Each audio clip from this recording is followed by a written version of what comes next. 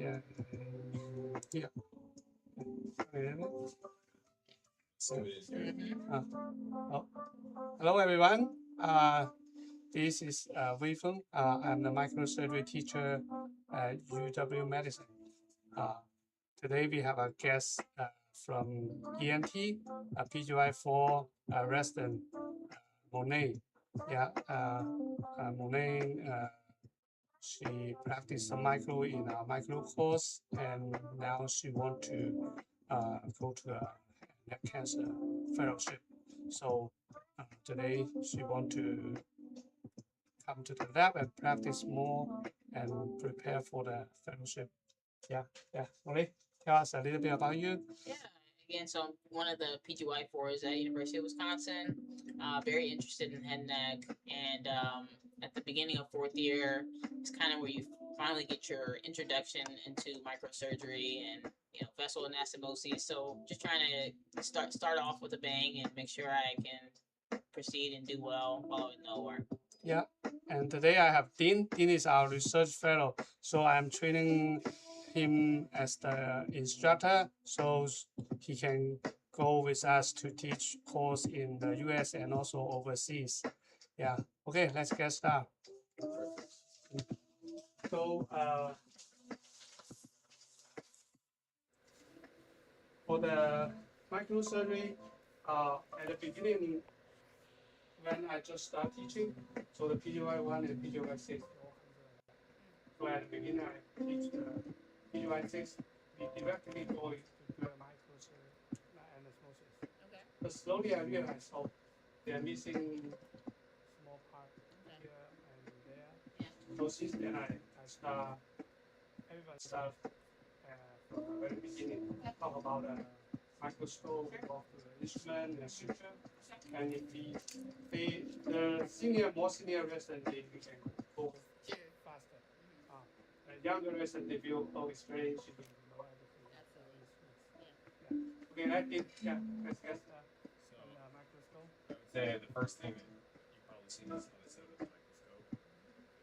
You have glasses, kind of. Yes. Okay. Microscope, we do a lot of ear surgery, so we pretty familiar with it.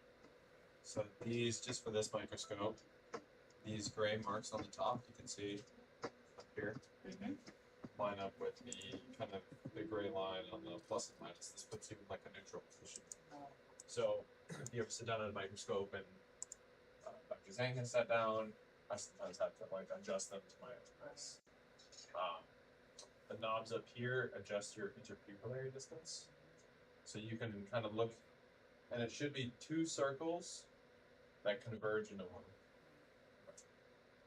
You got that set up? Yeah, we're all set up. Okay. So this is already set up for this focal distance. So this microscope, this is your 10x, and then it has kind of your multiplier there.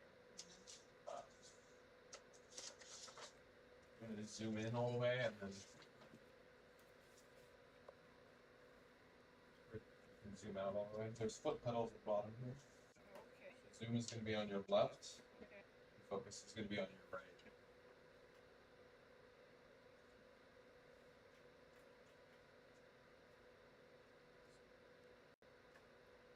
We go all the way in, you said?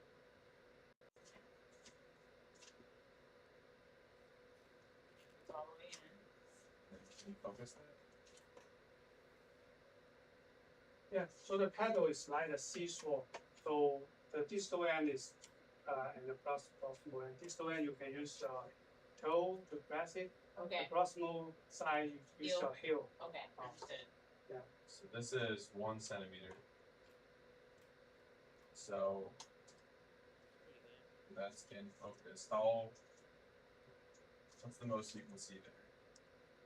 I can basically see from about 9. 9. Okay. So you can write this down. And then what is the number there? 2.4. Okay. So final magnification is what? Are you trying to make this math? Yeah. Are you talking about 9 by 2.4? So 2.4 times your 10. Oh, okay. So 24x, and you said you could see the 9. Mm-hmm. So at 24x, you can see 9 millimeters. Mm-hmm.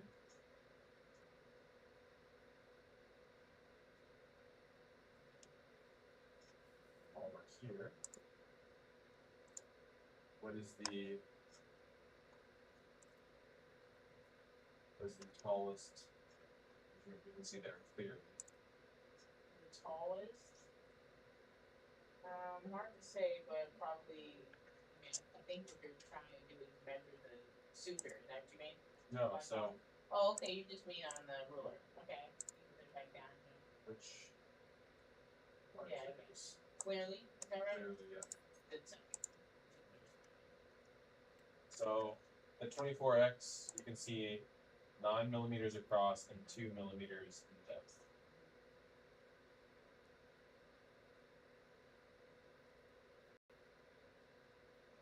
And then let's zoom out all the way.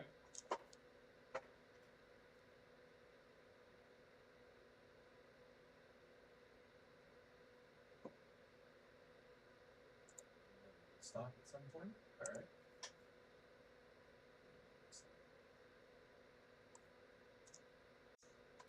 Let's see. 62. Okay. And then what's the magnification?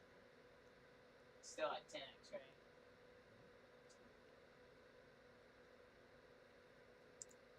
Technically, this is actually 62 already because it's 6 centimeters. Is that what we're counting here? So you saw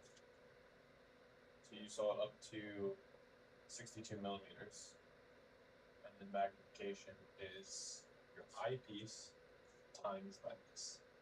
Okay. So why did we do about times 10 last time? So we're doing it times 10 again. Okay. Because these eyepieces have a certain magnification, and then the microscope has a certain magnification. Okay. So you could, for instance, if I was to change out the eyepieces to a 15, this would stay the same, but my eyepieces would change. So you're saying last time it was 24 because we did 2.4 times 10. Yeah. So we did the 2.4 times the 10. Mm-hmm. Now we're doing the 10 times the, I believe it's 0.4. Okay. So that's 4x. And then where's the 60 come into? The 62 is what you were able to see on the book. The field of the view, The field. Okay. the size of the view. Okay. So really, I guess you're just kind of the 62 is just what I'm supposed to understand. Like that's how far I can get, but it has nothing to do with our equation. You're just trying to Yeah. help me understand. Is that This right? is, yeah. Yeah, Okay. Sure. and different magnification and then different size of the view we can see. Sure. Okay. Okay. And then height wise. Clearest from a height wise, I can probably see 46.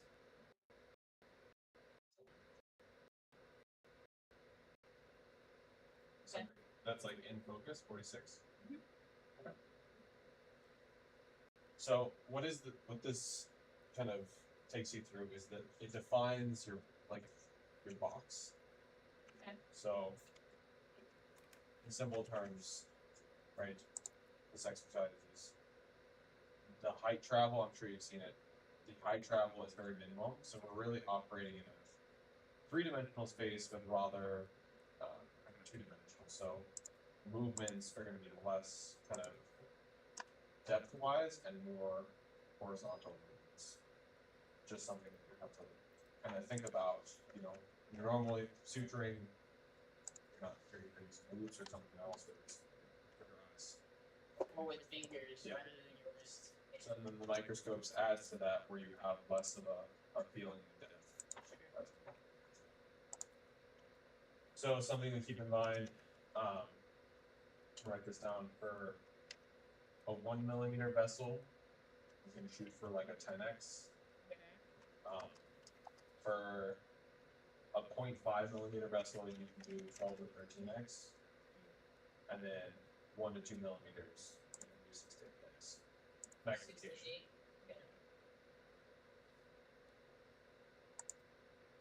So I imagine most of the stuff you're doing is either like 1 to 2 or 1 to 3.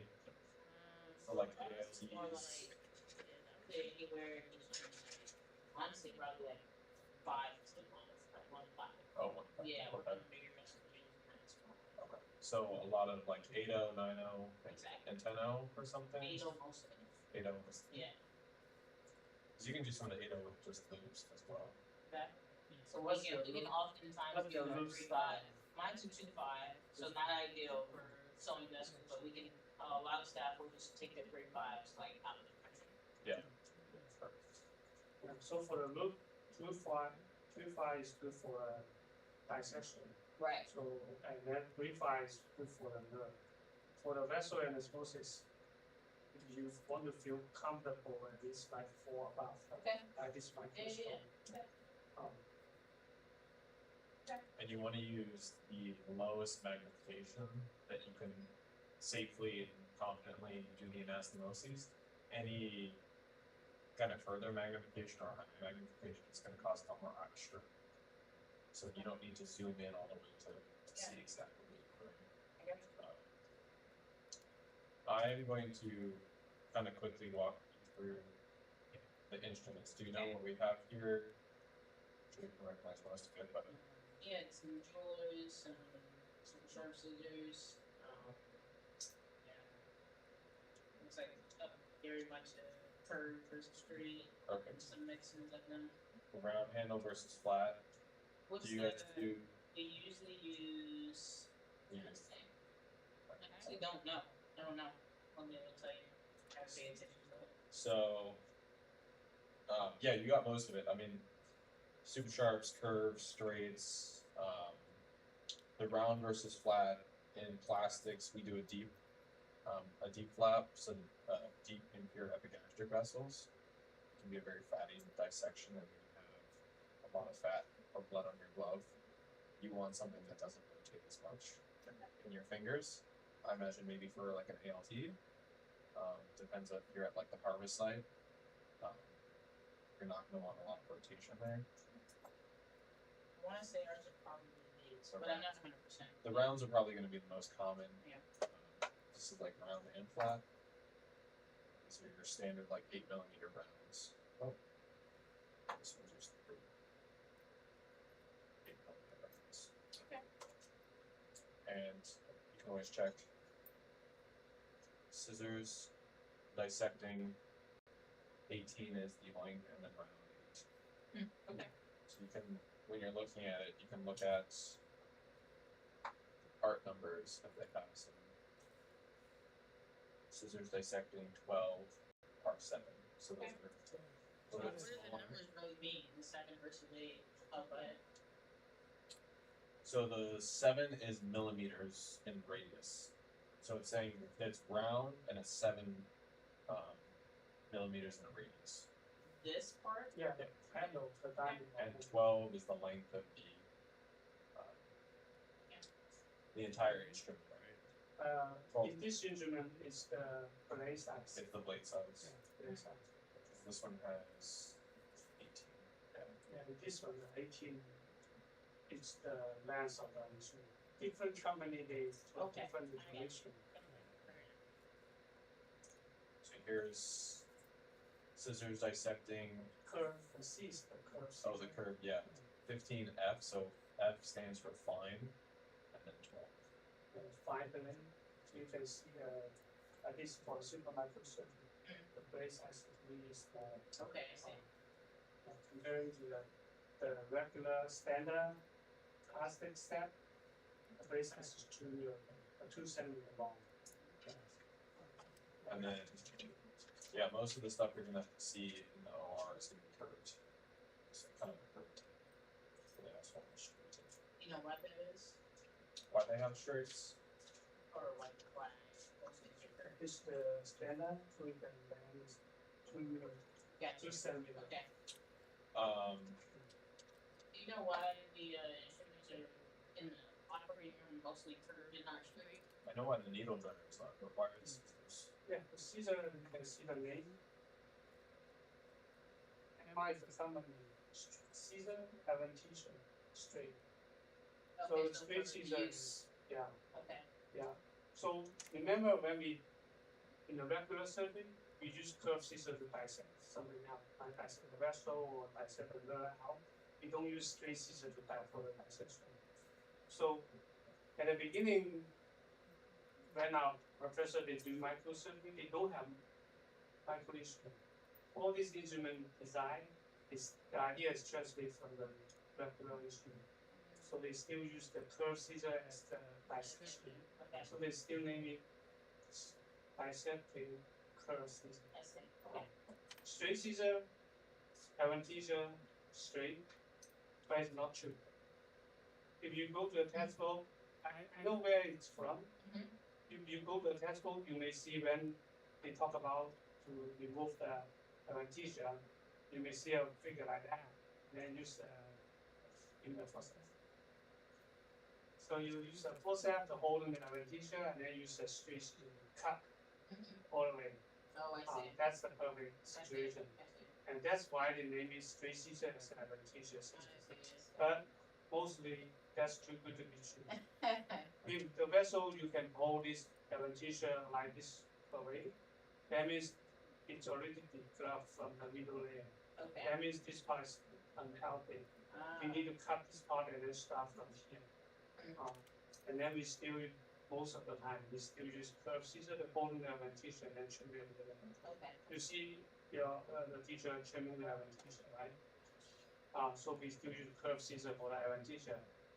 The straight scissor, most of the time, we just use it to repair the end, just be a straight cut or make a spatula cut to repair the rest of the end. Okay. Do you also use the straight for side to end or in the side? Or do you Create a window? Yeah. Create a window, that's our lesson 6, lesson 7. Yeah. When we create a window, Perfect. we use curved scissors. It's more, it's easier to control. We have a special method to create a You can see better. Yeah. Something. So needle drivers, kind of the same principles: flat versus curved, or flat versus round, and then straight versus curved. For the benefits here, when you're using the curved, you can kind of turn them over and get a different angle. If you use obviously, you know, change the angle. Standard is going to be, see, over there. It's going to be a 0.3 tip, so 0.3 millimeter tip. That's going to be your standard. When you start talking about things that are smaller, so this might be like a 0.2 tip here, so a little bit finer. And then this started out life as a 0.1, but we kind of refinished it from the OR. It's now a 0.2. You can imagine this used to be 0.1, but the tips. How do you, does it say that somewhere? Yeah, so the same kind of principle here. Okay. It's on there. Not all of them have a. But this one does. Does that one have a? Yeah. What would you use for like 3 or 4 millimeter vessels? 3 or 4 millimeter vessel. Probably your standard Yeah, 0.3s. Right. You may see this is a standard size. Okay. Most of the time. 0.3. You're saying? Okay. When we said it's a standard, that means they make it as 0.3. Oh, okay. Okay. So it's going to be. The forceps also 0.3 is a standard. Then the next step was 0.1 or 0.15, and the super fine is the 0.05. By the rainbow step, Yeah. they make it as 0.05. 0.1. Finer. And then this one's a little bit interesting. Probably not going to see this in the R. You can see it under the microscope. It has the cutting ends as well, Yeah. as well as the needle drivers. Where you can grab this fence down, so you can look straight. Thank you. So If you want a higher chair, there's a higher chair you can use. Oh, you do have one? Okay. Yeah. Can it move up and down? Or no? If Yeah, not, and I'll use this one. It's Uh, okay. Yes. The lab chair has, it's funny. It's This stuck. chair cannot go too high, this chair cannot go too low. Okay. So we have to use multiple chairs. So obviously you've seen it. So if you don't have an assistant, you're in independent practice or whatnot. Mhm. This makes it easy for you to cut your own sutures. Any questions about those?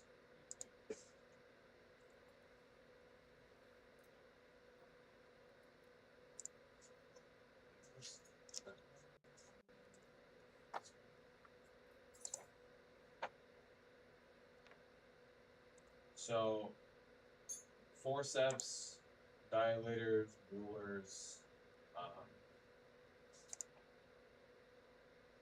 these I like to think more as forceps, and these are your, or you call those jewelers, and then these are your dilators. The term jewelers actually stems from when they started microsurgery, they didn't have specific micro instruments, so they would go down to like the jewelry stores and like find like the watchmaker forceps that they used. And then obviously your dilators used to dilate your arteries. How do you recognize a dilator from a jeweler from a forceps? I think this is it? I think it's just based on their body shape as well. These are the body shape separates the forceps from a dilator. Oh, the tip.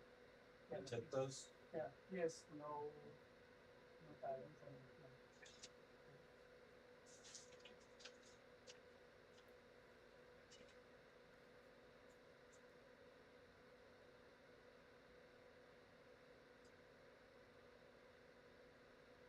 If you look at the curves. Yeah, the dilator.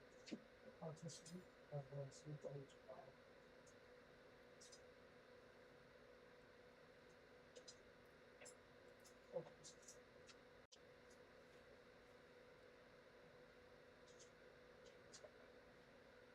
These are your dilators. There's a curve in there. tips. Yeah, you can see the dilator. The tip is polished. See? And it's like a paper tip. And for the forceps, it's just straight. Straight, and then it can only touch the tip, so you can pick up something very big. That's mainly pick up, right? Dilator, it can touch one segment of the tip, so you can push inside the lumen and then dilate the vessel. So these you call jewelers. Oh, I see what you mean. So you, but it doesn't actually, Yeah. I see. And they can, it's polished, the tip is smooth. They can prevent the damage the enema. And the enema is the last layer of barrier of preventing the thrombosis. Okay. This one is too bad. And you see, drop on the floor. Yeah. Yeah, that happens. Yeah. This is totally Okay. it's hard to repair. Okay. So we are developing to see if we can develop some instruments so we can just replace the tip. So we don't like the tip damage. Actually, the most part still good, but that's already done. This is about like $100. Wow. So you said there's dilators, forceps, and what else? So jewelers, you have the dilators, and these you call them pickups. Yeah, so it's jeweler forceps. Jeweler forceps, pickup, tweezer, all forceps. It's all means forceps. So what's the difference between is the jeweler just this specific? I mean, what's the difference between a jeweler forceps? No, all of that is saying is jeweler forceps. So these are all jewelers. Yeah, but they design differently. Like this one is finer. Okay. Okay. And like this one is stronger. This one has stronger. So you And can that's see also this one. This one has, you can see the tips here. They have a hole there. So this is specifically designed for picking up and holding the adventitia, so that you're not crushing it. So there's some release. So there's only dilators and pickups. Yeah. Okay. So there's only 4 instruments in here. I mean, for the microsurgery, you see a lot of instruments here. Right. 4 instruments, that's enough. Needle holder, scissor, forceps, dilator. Okay. That's what Understood. So They just differentiate and different size and different design. Okay. this is probably the largest. Like I said, the standards are going to be 0.3. Mm-hmm. Yeah, and that one has a platform. Yeah. Oh, yeah. Yeah. So do you see the platform there? Mm-hmm. That little ridge. So when you squeeze it together, it provides a little bit more surface area for you to hold on with things. Yeah, nice. Okay. It's designed to catch the suture, the platform. This one, Okay. same design here, but much thinner. So this is going to be Yeah. maybe a 0.1, maybe a 0.15. Okay. Not sure where it started life off as. The standard for all was going to be 3. 0.3.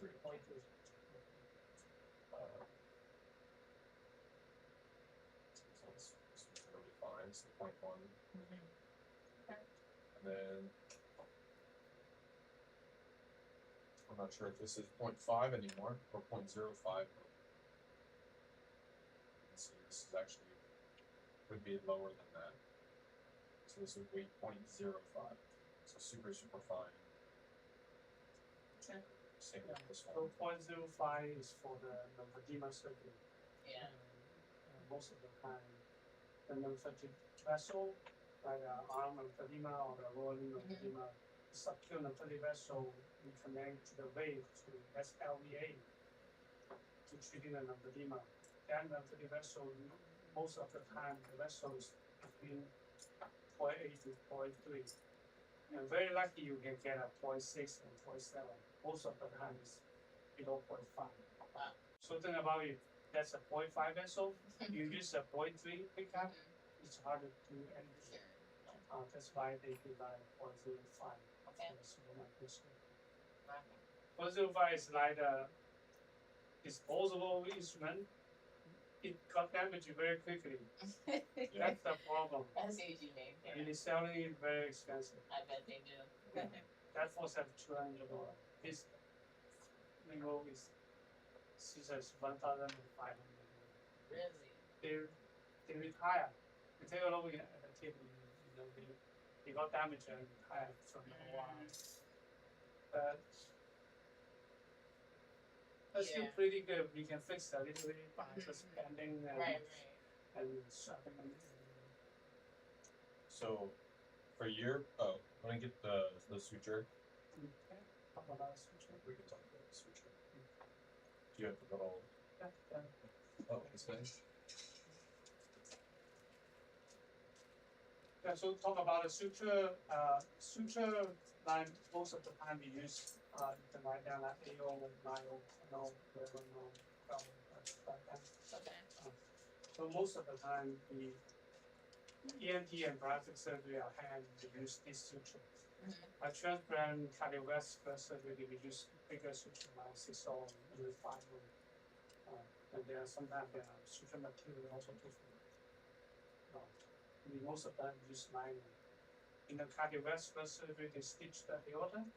The suture material, once I saw it's the PTFE, it's the expandable suture. So you pierce the vessel by the needle and then you pull the suture in there. The suture material can expand and then block the hole. Think about if you punch a hole on the aorta, what happens? So the blood just shooting out. Mm-hmm. So you make a hole with the needle. You need a very good material Yeah, that makes sense. to kind of block the hole to prevent the leakage. Wow. So they use EPTFE as the suture material. So but for us, we mostly use nylon. Okay. But it's also need to be very careful when you pull the needle out to avoid use the needle, the tail, enlarge the needle hole, because if you enlarge the needle hole, you can make a leaking spot there, and it's harder to fix. But then, so the NIO suture, we at the beginning I thought, okay, just NIO we use for micro. But as I get more and more suture, I realized there's something wrong. They didn't make a right suture actually. Some of the suture is wrong suture. A wrong product. It's not good for microsurgery. So you can see What do you mean? you probably know that the suture material is actually separate from the needle, right? So 8.0, 9.0, 10.0, 11.0, 0.4, 0.3, 0.2, 0.1. That's kind of your standard that you, if you ask for 9.0, 8.0, something like that. That's what you're going to get in the hospital, and it's already set up. And something to be aware of is that you can have, like for instance, right? They're all tapered. This is a 5 millimeter needle. Now this 9.0 has the same needle, actually a little bit larger, 5.1 millimeter, as this 8.0. Where the standard for the 9.0 is actually this 3.8. So you can change out the needle with the different suture material. Same thing with the 10 and 11 here, 3.8, 3.8. So these are going to have the same needle, but then they're different thicknesses of the suture material. Yeah, there's another 9.0 or 8.0 didn't open, still in the package. That you can use. So this is what's different about that one.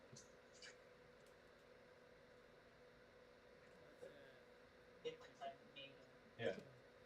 So why would you want a spatula?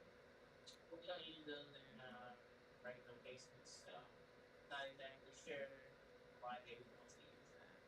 So I'm imagining it's a little bit more points per hour. so if I say BV stands for blood vessel, and then VAS. That's what I thought too. Vasectomy.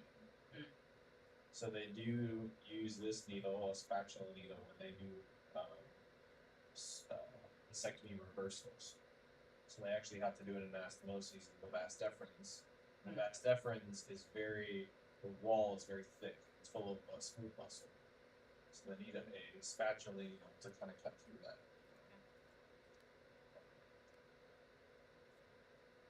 Is this the other one you were talking about, the 8.0? Yeah. Why we talk about the new suture is because of this AO. I think about usually 11.0 we use on submarital vessel. On what vessel? Submarital. Yeah. Now we use on like 5.5 vessel. And from here it's very easy to, mostly I choose like that. If you want to do, I use 10.0. Okay. That's the like 10 to 2 is about the common arch or proximal distal. And 2 to 3, I use 9.0. Okay. 2 to 3 is about like the radial artery and ALT. Okay. And AO is like 3 millimeter above big vessel, like IMA. I don't remember the DIP, big vessel, or the free fibula, big vessel. So we use AO. Okay. Something about the AO suture, we use on a big vessel. And this two AO suture, I think about this. Yeah, the needle is 3.8 millimeters. And the 11.0. Yeah, and this 11.0, what size of the needle? 3.8 we use on sub-millimeter vessel. And 3 millimeter vessel, they still may put it on a 3.8 millimeter long needle. Do you think which one is wrong? Yeah. That's the problem I have. When a stem cell left, they make a synthetic vessel and then ask us to transplant to the femoral artery. And then they ask me, oh, what suture do you like? AO. And then I bought AO. And then I went to the OR. I opened this suture and then I started to do microsurgery. And then I realized, wow, that's totally wrong. That's not the AO I use. So here's just like another interesting one. Same spatula design. Any idea what it could be used for? You mean like the microsurgery standpoint? You're asking like what vessel or what I mean, I'm assuming So they use this for corneas. Okay. You can take a look at it under the microscope, but it has kind of kind of a swage. It looks it's very flat on one side. So that's more centimeter. Your side.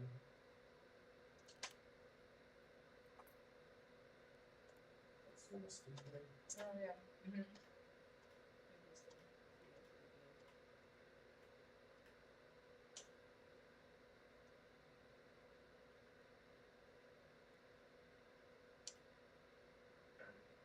Yeah. Okay. Because they do the corneas, you don't want to dive too deep into some of the other like structures or some of the viscous chambers. That's what they have kind of attached. Sure.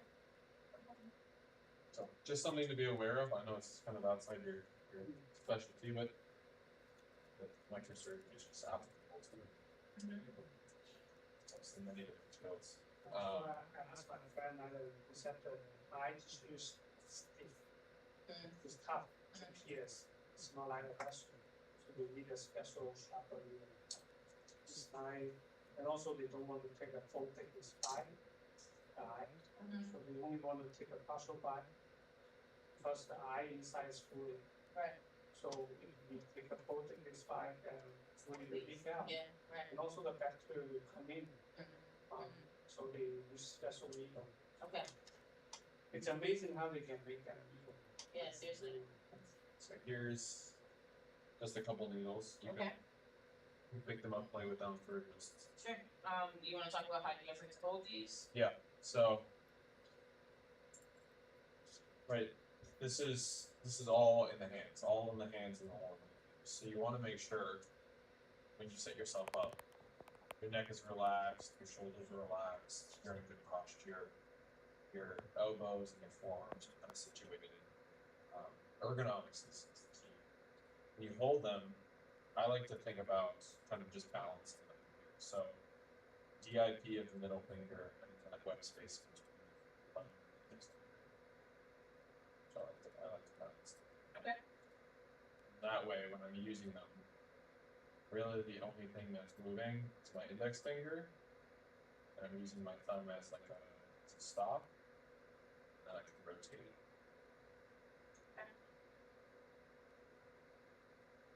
So, when you get kind of out here,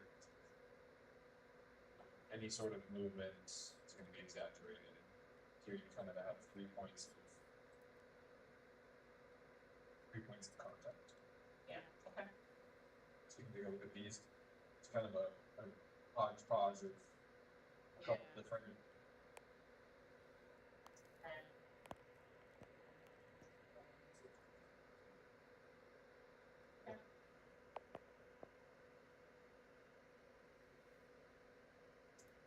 And then just for an appreciation, we'll get to actually this time.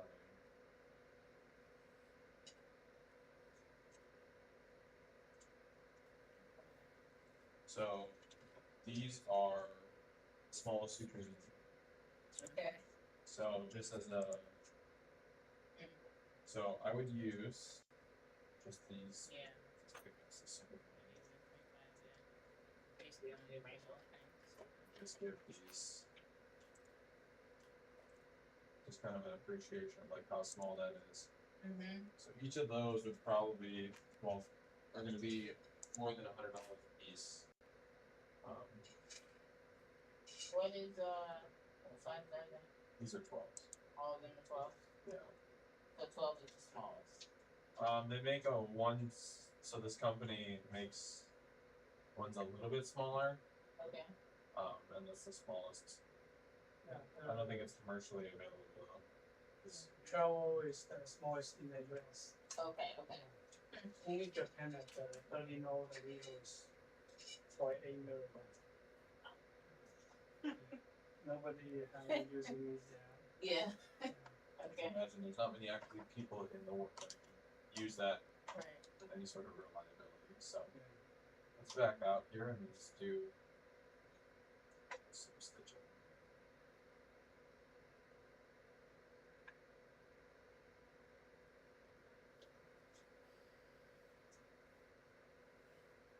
So a lot of your kind of Listen to it. a lot of your experience is going to translate, but there's some micro specific. You go down a little bit.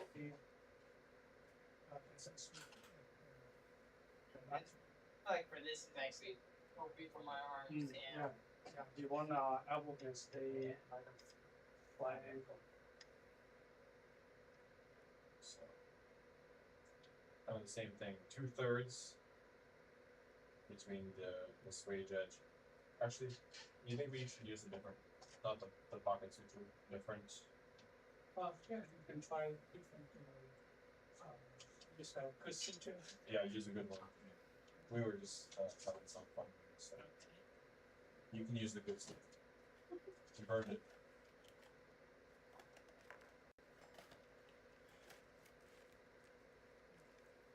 So the suture is, I mean, the instrument is expensive, but it can last for a while if you use it carefully. The suture is one of the very big costs of training, Fair. especially here. Mostly it's Ethicon is the suture we use. Okay. The Ethicon suture is expensive. I see. A few years ago, when I got a call from Tobacco and then Tobacco asked me, what do you guys buy for this? I bought a $5,000 bill. And I said, oh, we bought suture, and then we didn't bought too much. We bought one box of 9O, one box of 10O, and one box of 11O, and maybe one box of 8O, I think. Okay. Just 4 boxes.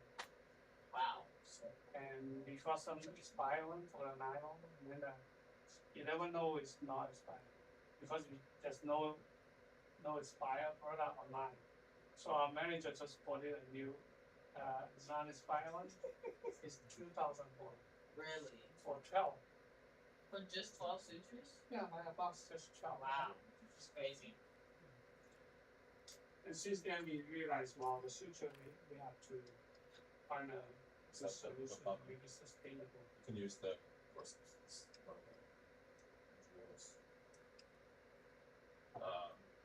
So yeah, kind of same principles. You kind of want to dive in. The needle may work. And when you're pulling through, you want to pull through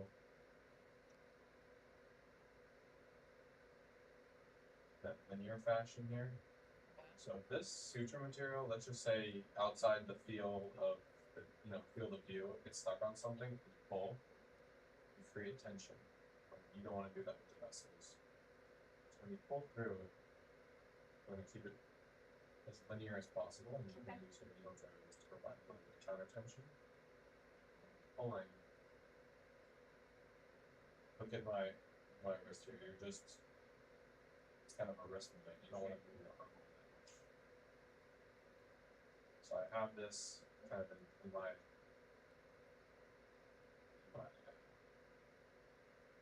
left hand, so I pull through with my left hand. Now I can drop it with my left hand.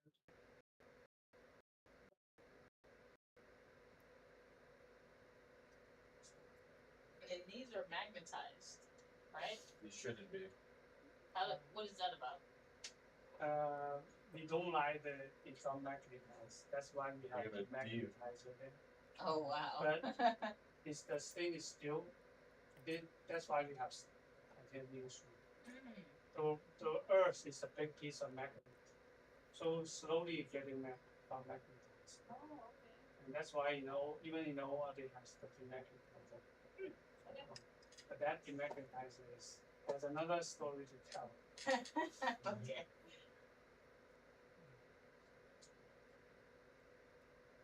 So I like to say set yourself up for success. So make sure that there's no kind of obvious knots or big old tangles.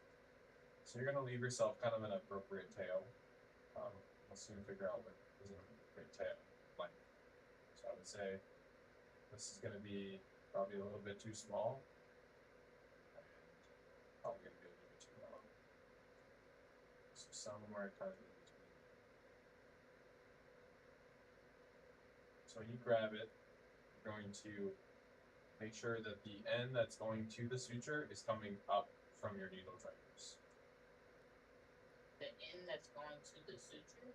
Yeah. So you see, if I hold it like this, Okay, if I grab it, yeah, my needle driver. Okay.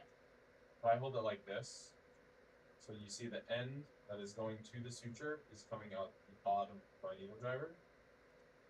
When I try to throw it over my forceps, it makes it really hard. Okay. I don't really have good control over it. When you have it coming out of the top, wherever that tip goes, I feel like you have really good control over it. So do it the other way one more time here? The wrong way? So I go like this, kind of working it, I'm working against myself here. I mean, I can do it, but it makes it tougher. Right. I guess I'm still just trying to understand what you mean by that. Are you just somehow have to give yourself a longer distance? No, you'll see. So even if I hold it closer up, right? See, I'm controlling the end of the suture, so I'm able to wrap it on my forceps a lot easier. And the alternative is what again? Holding it down here. So you'll see in a second when you try to do it. A lot of micros are just having to try it out yourself and realizing. So I'm going to keep my forceps closed, and I'm going to position them near my tail end, so I don't have to. So I threw it out here, and and then I would have to travel. These could slip off. Okay. So I'm going to position it relatively close to my tail.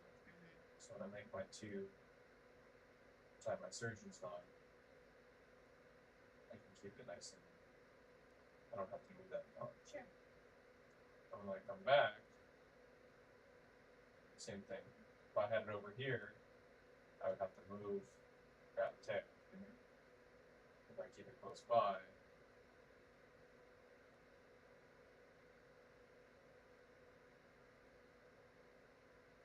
now if I pull this way, right, it's not going to make this work. So I have to cross. What can you do to avoid crossing? I'll show you. That's a good question. Yeah, you asked a lot of questions. That's a good question. Good question. Yeah, that's every question is there's a small detail making you doing it in an easier way, and you just easier and have more fun. So I will let you throw. Here is the needle.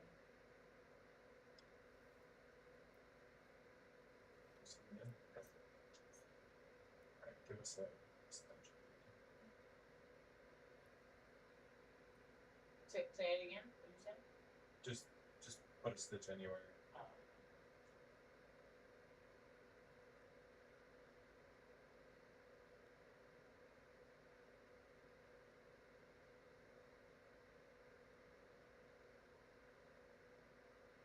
Do we have like a piece of foam or something?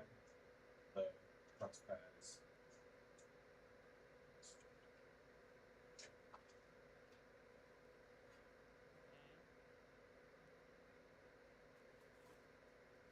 Try it like that. Try it like Get rid of this hair. Yeah. So try it like that. Try to tie it. Try to tie it down, you're saying? Okay.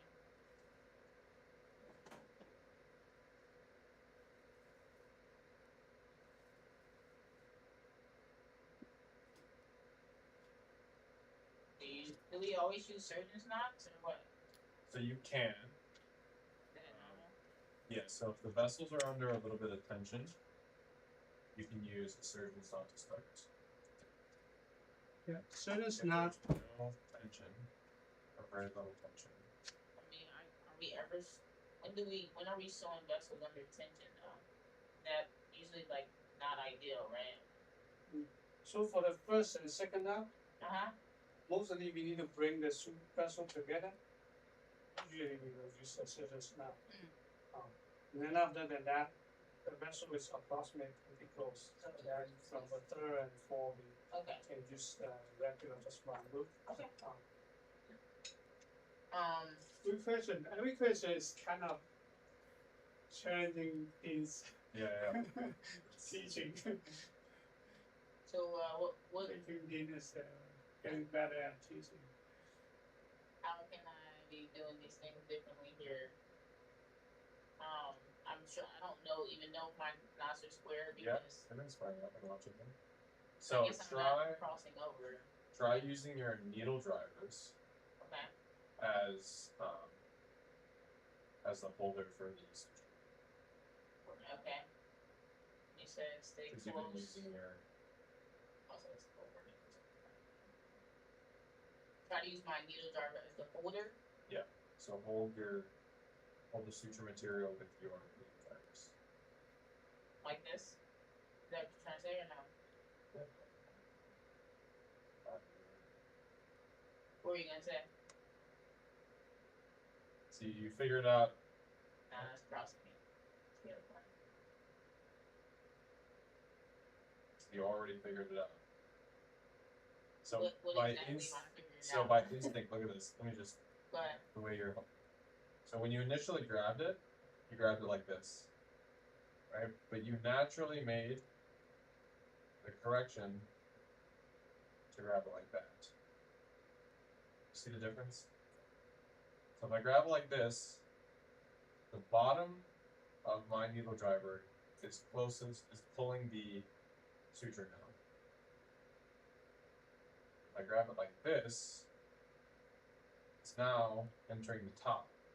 And that's what I was trying to explain, is that you have better control when it's coming from the top than the bottom. Okay, I see what you mean now. So what you're saying is have it come from this way Yes. rather than this way. Yeah. Okay, understood. Okay. And then how do you prevent the crossing? Like how do you prevent having So let me cut through. That's also a very good question. Yeah, when even in the general practice with high knots, we don't want to cross our hand. Right. That's why you are PGY 4 instead of not a PGY 1. Yeah.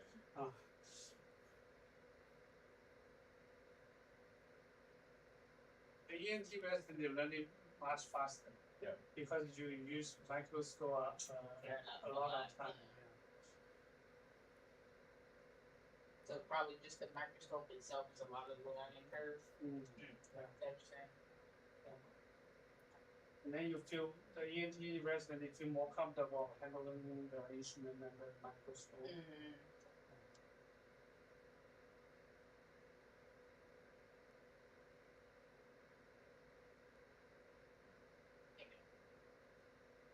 So I'm going to do my first marks here. Okay. Now, this is probably going to be easy for you, but the first step is learning dexterity. So you see that I transferred from my needle driver to my forceps. So then I don't have to cross. Right? It's kind of like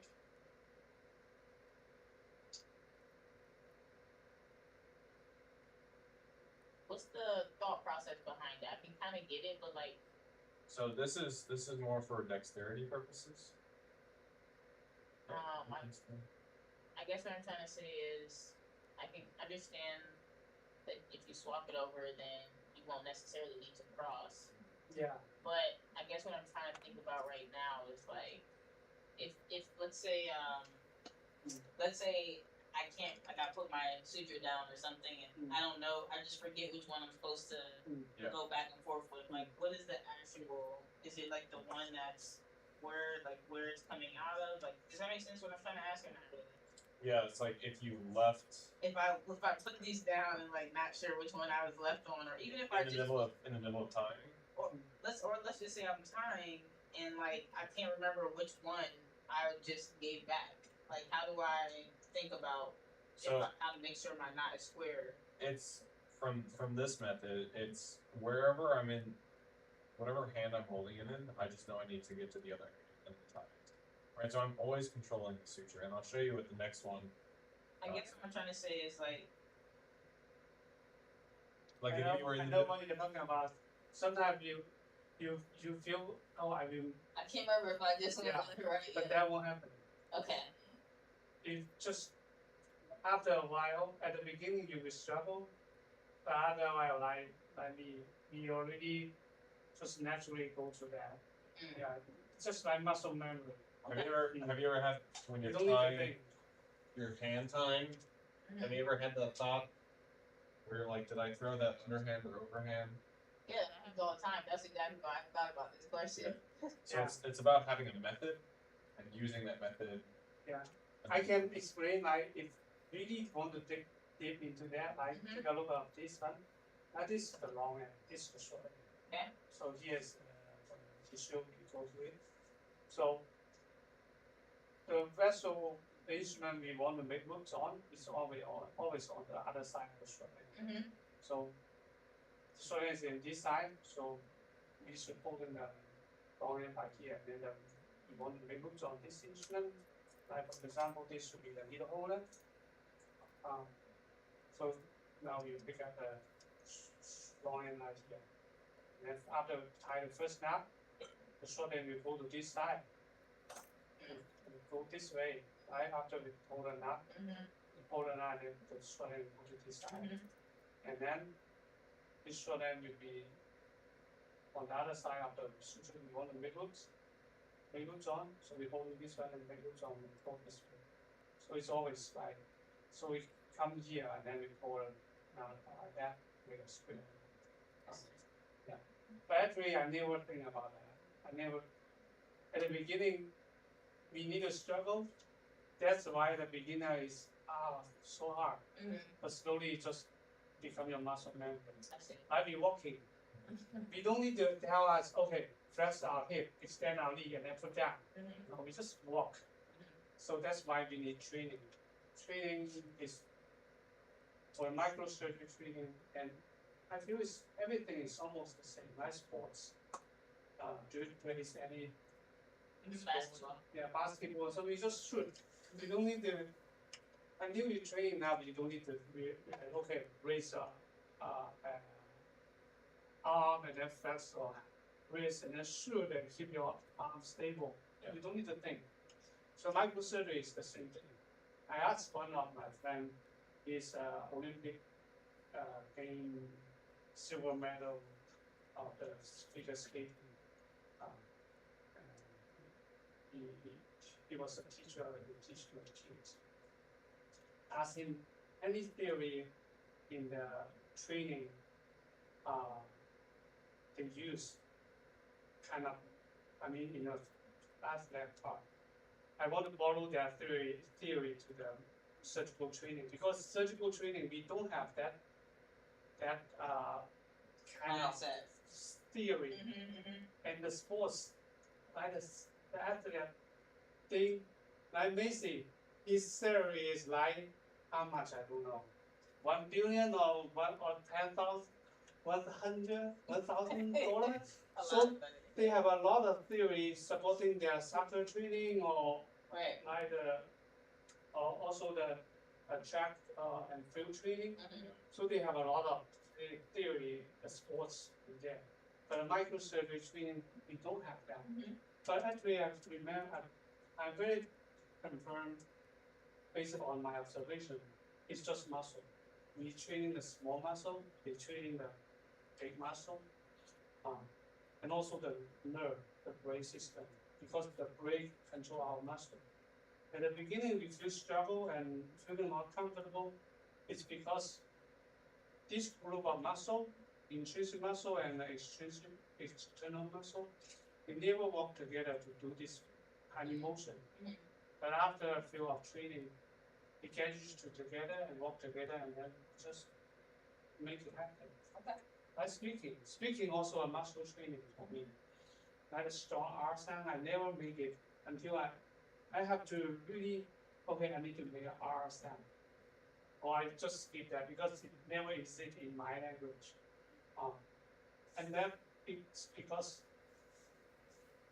it's hard for me. It's because my mouth and tongue they never work together to make that curl your tongue and make it push your teeth and make a hard sound. But my kids, they just speak. They didn't need to learn. They feels like I asked my kid, teach me your English teacher, teach you. They said, I don't have an English teacher. Right? Yeah. Only we have an English teacher. Right. So they actually they learn it. It's also they didn't feel they have to learn it because they just say it again and again since they are tiny little one, and they train their muscle in the mouth. And slowly they work together very fast because the brain can control the muscle. And there's another theory is the nerve as a resistor. After you use this nerve, the neuron firing, and then a signal go to the nerve and to the muscle. As we use it again and again, the resistance of this nerve becomes less and less.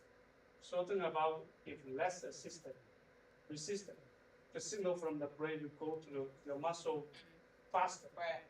That's why the training affecting our brain. That's why slowly our hand getting better. But actually, it's not our hand getting better; it's the whole system. The brain, the nerve, and the muscle, they can cooperate together. It's the same thing like basketball. Yeah. And also the same thing.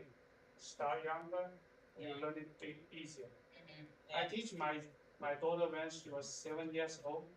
She can do some micro immediately. And I teach daughter for son when he was a middle school student. Wow, that's awesome. In 2 hours, he can do can also a little bit struggle. He can do a hand to hand. And we teach a couple of high school students. We have a program visiting the hospital in the summer. They are really good microsurgery after the summer holiday. That's awesome. So Yeah. you can see the same thing. Yeah. My sports, if you start young, really is easier than I started 40 years old to start basketball soccer. Yeah. Yeah. A lot of trips I cannot make it. And it's just, yeah, it's hard. That makes Because sense. the brain and neuron, they need to, they have the capacity of tasty, but younger it's easier. Absolutely. Younger is easier. Fair enough. Okay. I didn't realize it was already almost 6:30. Yeah. I think we're going to 6, and I have another schedule booked for next week. Yeah. Right? Yeah. Thursday. Yes. Oh, is it this Thursday? Or Yeah, is it next yeah, week? Thursday. This Thursday. Okay, great. Well, that's fine. I won't keep you guys too late because I'll already be here this Thursday then. Yeah, it's good. I can see the difference between Experience. you and PGY1. And you ask a lot of questions. That's really a good question.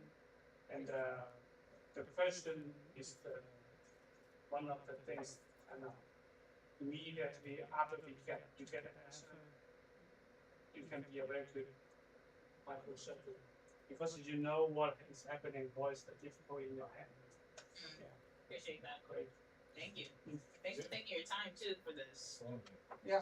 So then when we start on Thursday, we'll start maybe with this. Is that right? Some more of this. I'm sure you'll pick up the two hands. Microsurgery slow down the first 3 lessons. So make sure we get the skill of like tying knots and stitching. Okay. Because that's the very basic thing. Microsurgery and osmosis and size, small vessel, big vessel. It's all about using how to handle the needle and tying knots. Okay. There's not much difference. Okay. So when you're getting When you good get at this down, then you can go. Yeah. Okay. Thanks, guys. yeah. Okay, let's come here and then wrap up the All right. video. Yeah, absolutely.